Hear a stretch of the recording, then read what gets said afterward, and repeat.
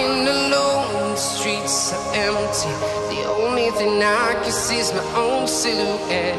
I'm getting stronger, step by step. The clock is ticking, but there's no time for regrets. I've been flying from town to town, from London to Taiwan. I've been all around the globe, trying to protect your soul. We are heroes tonight. We will fly above the sky. Halo guys, apa kabar? Salam hebat, luar biasa. Untuk kesempatan kali ini saya mau sharing santai ya guys, yaitu di bukunya Pak Chandra Putra Negara ya, buku SP30. Nah, di sini kalau ada teman-teman yang pingin order bisa ya teman-teman. Nanti langsung di komen atau di WA ya, nanti bisa saya bantu untuk proses pengiriman ya. Di luar negeri bisa, di Indonesia pun tambah bisa ya. Oke, di sini saya ingin belajar ya, yaitu beda orang kaya dan orang sukses. Nah, kita sama-sama belajar ya, perbedaan apa sih antara orang sukses dan orang kaya ya guys. Nah, di sini sering kita dengar mungkin ya dari orang yang ingin kaya ya. Di video-video YouTube-nya Pak Chandra juga sering buat konten ya. Di sini membahas bagaimana menjadi orang kaya ya.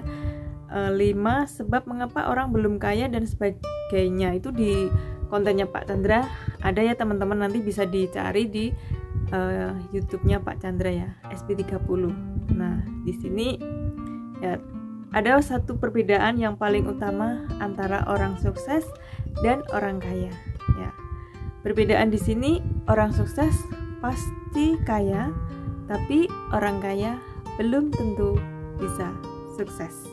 Nah, di sini kita belajar ya dari bukunya Pak Chandra ini, dan Pak Chandra berkata bahwa dari guru ini ya, dari guru Pak Chandra, bahkan dari guru kita semua murid komunitas YES ya. Beliau itu Datuk Dr. Handre Ho ya.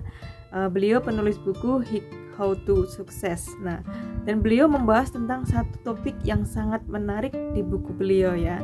Itu saya punya sih bukunya ya teman-teman, dan tentang 8 aspek kehidupan ya.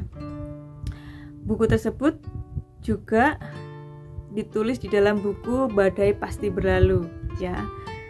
Buku Badai Pasti Berlalu saya juga ada ya teman-teman, seperti ini. Nah, nanti kalau misalkan ada yang tanya-tanya boleh ya.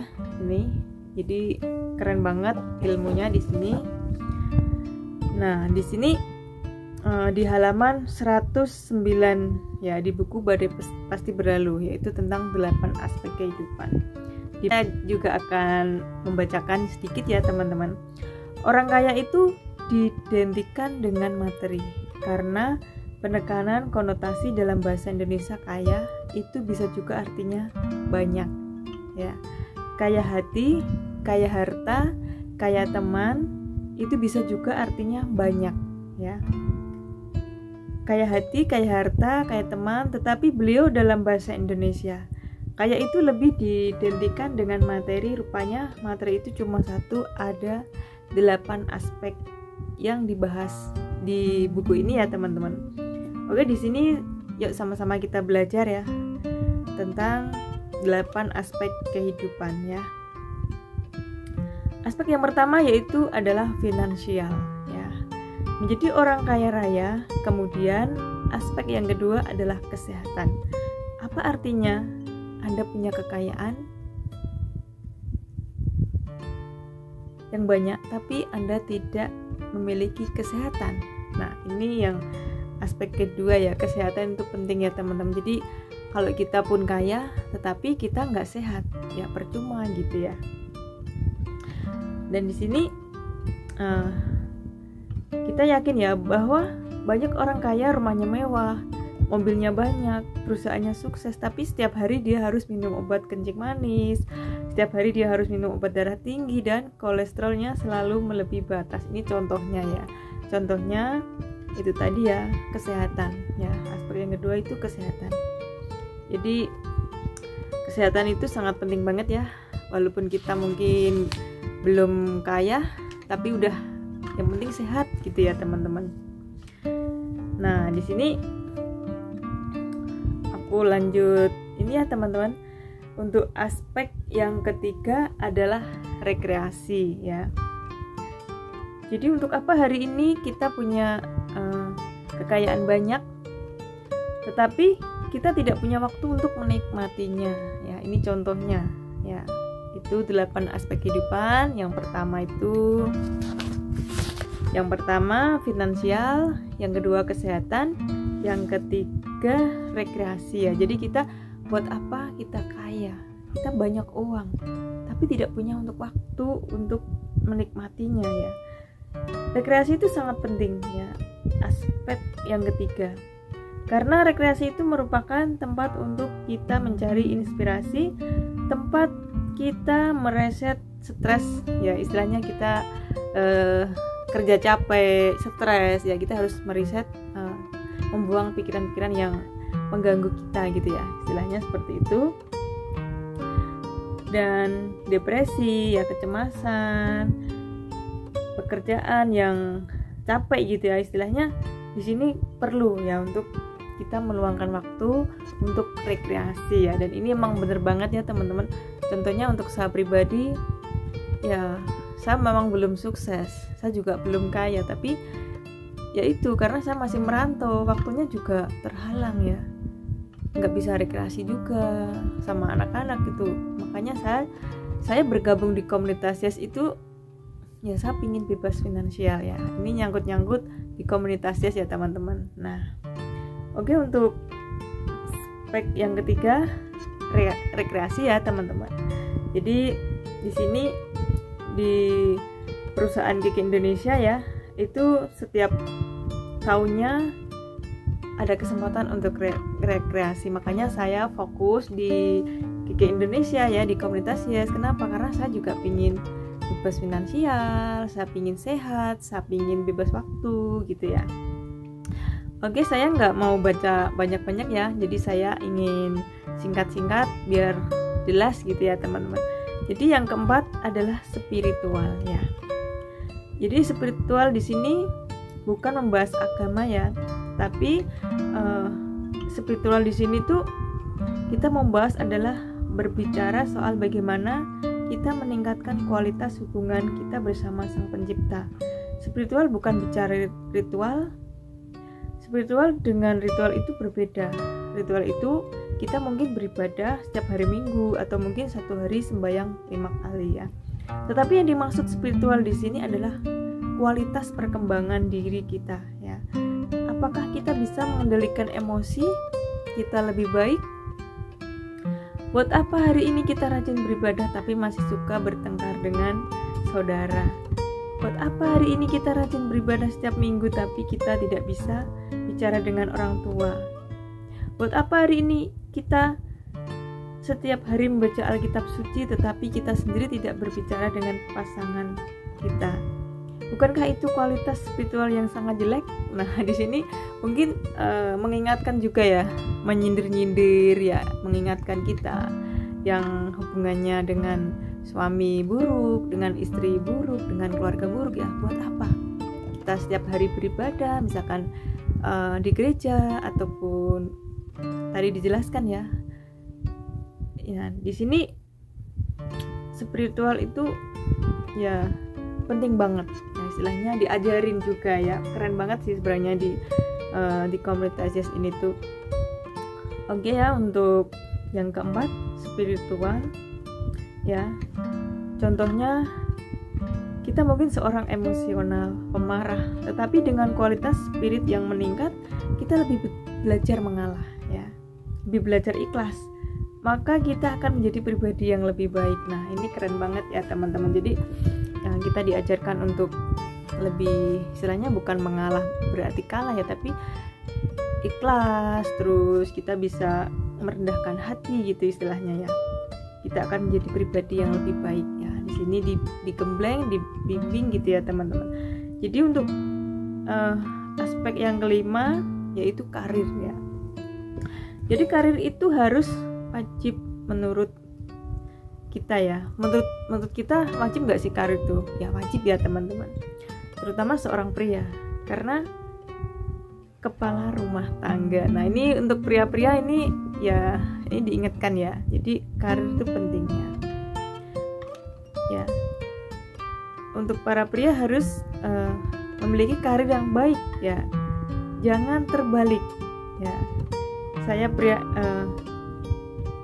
jangan terbalik ya untuk para pria. Jadi di sini kebanyakan kan wanitanya yang punya karir gitu, maksudnya gitu ya. Jadi sebenarnya lebih bagus prianya punya karir ya. Ini yang dimaksud seperti itu ya. Jadi wanita kodratnya menjaga rumah tangga, pria adalah kodratnya kepala rumah tangga ya. Jadi untuk para istri itu merawat rumah tangga ya, menjaga rumah tangga. Kalau para bapak, para ayah itu kepala rumah tangga. Nah di sini ya, kalau kepala rumah tangga harus punya karir ya. Tapi ingat, setelah Anda punya karir, jangan lupakan keluarga Anda. Nah di sini kadang kan kebanyakan para bapak-bapak ya, ini saya cuma membaca ya teman-teman. Jadi bukan bermaksud untuk ini sama cowok ya, maksudnya kita sama-sama belajar ya, meresponi tentang karir gitu ya. Jadi tapi kebanyakan kan saat ini kebanyakan yang perempuan itu yang berkarir gitu ya. Nah jadi di sini tuh diajarkan ya tadi ya 8 aspek kehidupan ya, 8 aspek kesuksesan. Nah oke, untuk aspek yang keenam yaitu keluarga ya. Ini bener-bener kadang itu kalau membaca gini tuh istilahnya saya tersinggung ya, tersindir gitu ya, karena untuk saya pribadi tuh jauh dari keluarga ya. Bukannya saya nggak sayang keluarga, tapi kan ya emang keadaan. Nah kalau di sini tadi kan ya dijelaskan ya, banyak kita temui ya orang kaya tapi keluarganya tercerai-berai ya. Banyak orang kaya tapi hubungannya dengan pasangannya tidak baik. Banyak orang kaya tapi hubungannya dengan saudara seperti kucing dan anjing. Banyak orang kaya materi berlimpah tapi sama sekali tidak punya hubungan yang harmonis dengan anak-anaknya ya. Jadi menurut kita dia cuma orang kaya tapi tidak sukses ya, bener nggak sih ya. Jadi di sini keluarga itu sangat penting ya, keluarga itu sangat penting. Nah untuk apa hidup seperti itu ya, kalau kita kaya tadi ya istilahnya, tapi dengan keluarga nggak rukun, dengan saudara nggak rukun, apalagi dengan anak nggak akur. Nah buat apa punya seperti itu ya, hidup seperti itu. Nah ini ya Pak Chandra berkata, saya tidak mau hidup seperti itu. Untuk apa Anda hari ini punya deposit triliunan tapi tidak bisa tidak bicara dengan suami, tidak bicara dengan istri, hubungan dengan anak juga keras. Untuk apa? Makanya aspek keluarga itu sangat penting. Nah jadi ya poinnya ya teman-teman. Jadi itu tadi ya, orang kaya banyak harta triliunan tapi nggak rukun dengan anak, dengan suami, dengan istri, dengan keluarga. Buat apa gitu ya. Nah seperti itu ya. Jadi aspek keluarga itu sangat penting ya teman-teman. Oke, untuk aspek yang ketujuh adalah pengembangan diri ya. Ini sangat penting juga buat saya pribadi, mungkin buat kita semua ya. Pengembangan diri itu sangat penting. Apalagi untuk saya pribadi tuh hanya lulusan SD ya, tapi di sini bukan apa istilahnya lulusan SD terus nggak bisa kerja, terus malu kerja, itu enggak ya. Kita walaupun SD kita harus tetap semangat, kita harus kerja, kita harus bisa contoh buat orang lain yang sekolahnya tinggi ya. Jangan malah malas kerja, saya lulusan SD, jangan gitu ya teman-teman. Nah di sini benar-benar diingatkan ya untuk pengembangan diri ya. Jadi di channelnya Pak Chandra di SB30 ya diadakan adanya tujuan untuk bagaimana menciptakan 1% penduduk Indonesia bisa menjadi wirausaha ya. Wirausahawan ya. Dan salah satu kunci utama wirausahawan menjadi entrepreneur sukses adalah dengan pengembangan diri. Nah, di sini emang bener banget ya, di komunitas Yes itu diajarkan biar kita itu menjadi orang sukses ya. Jadi entrepreneur yang sukses ya, walaupun usianya udah tua ataupun masih muda, kalau kita mau belajar ya pengembangan diri itu pasti bisa ya untuk menjadi orang sukses ya istilahnya. Jadi pengembangan diri itu sangat penting buat kita ya. Jangan harap Anda bisa jadi pengusaha sukses kalau diri Anda tidak berkembang dari waktu ke waktu, karena pengusaha itu harus selalu berkembang ya. Anda menjadi pesuruh saja karena Anda tidak perlu mengembangkan diri Anda. Kalau Anda mau terus bertumbuh dan berkembang, maka pengembangan diri itu wajib. Untuk apa uang banyak tapi diri tidak berkembang ya? Ini bener banget ya teman-teman. Jadi buat apa kita punya uang banyak tapi hanya segitu-segitu saja ya? Kita tidak berkembang, tidak punya ilmu, tidak punya istilahnya pengalaman ya, percuma gitu ya. Nah, aspek yang ke-8 adalah relationship atau hubungan sosial ya. Di sini dijelaskan, sekalipun Anda sukses, kaya raya, jangan lupa hubungan sosial. Saya juga banyak temui banyak orang kaya punya rumah mewah, deposito banyak tapi tidak punya teman, kesepian, seorang diri di rumah. Temannya siapa? Temannya hanya anjing, kucing, temannya hanya hewan di rumah, karena bagi dia yang bisa mengerti dia itu hewan peliharaan. Aneh kan? Nah, di sini emang bener ya. Banyak sekali sih ya, kita juga kadang lihat orang yang kaya, orang yang banyak uang gitu ya. Di situ nggak punya teman ya, teman di rumah ya. Soalnya mungkin minder, mungkin malu untuk ini ya, istilahnya sosial gitu loh, mencari teman itu kayak malu gitu mah ya. Jadi percuma ya orang kaya punya uang banyak tapi nggak punya teman ya, nggak mau istilahnya bergaul dengan tetangga misalkan. Nah, itu percuma ya teman-teman. Nah, itu juga diingatkan buat kita ya. Nah, di sini menurut saya ini juga tidak baik. Anda perlu memiliki hubungan yang baik juga dengan sesama ya. Saya juga pernah membahas di video YouTube sebelumnya, yaitu 3 jenis teman. Ini di YouTube SB30 ya teman-teman. Jadi minimal ya kita punya teman lah ya, harus ada istilahnya buat sharing, buat ngobrol gitu ya teman-teman. Jadi di sini Pak Chandra pernah membuat video yaitu 3 jenis teman ya. Minimal body friend ya, juga tetap harus ada ya untuk sharing gitu istilahnya.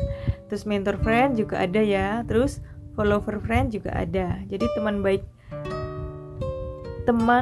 jadi teman bagi saya tidak boleh hilang. Ini kata Pak Chandra ya teman-teman. Ini memang benar sangat perlu kita contoh ya. Dan di sini 8 aspek kehidupan tadi ya, semoga bisa menjawab apa beda orang sukses dan orang kaya ya. Bedanya ya seperti tadi ya. Nah, saya akan ulang ya teman-teman. Jadi 8 aspek kehidupan itu finansial ya, kesehatan, rekreasi, spiritual, karir, keluarga, pengembangan diri, dan hubungan sosial. Itu sangat penting banget ya buat kita sebagai orang sukses ya. Jadi perbedaannya ya mending kita sukses ya, karena kalau sukses kita pasti bisa kaya, tapi kalau kaya belum tentu bisa sukses ya. Contohnya aja tadi ya, kita sudah baca bareng-bareng tadi ya teman-teman. Jadi semoga video ini bermanfaat dan kita sama-sama belajar ya, mengenali arti aspek kehidupan, dan kita semua bisa sukses ya, mendapatkan 8 aspek kehidupan. Nah, untuk teman-teman ya, ada info kalau misalkan ada yang pingin bergabung di komunitas Yes, nanti bisa langsung WA ataupun komen ya teman-teman. Oke, terima kasih. Salam hebat. luar biasa.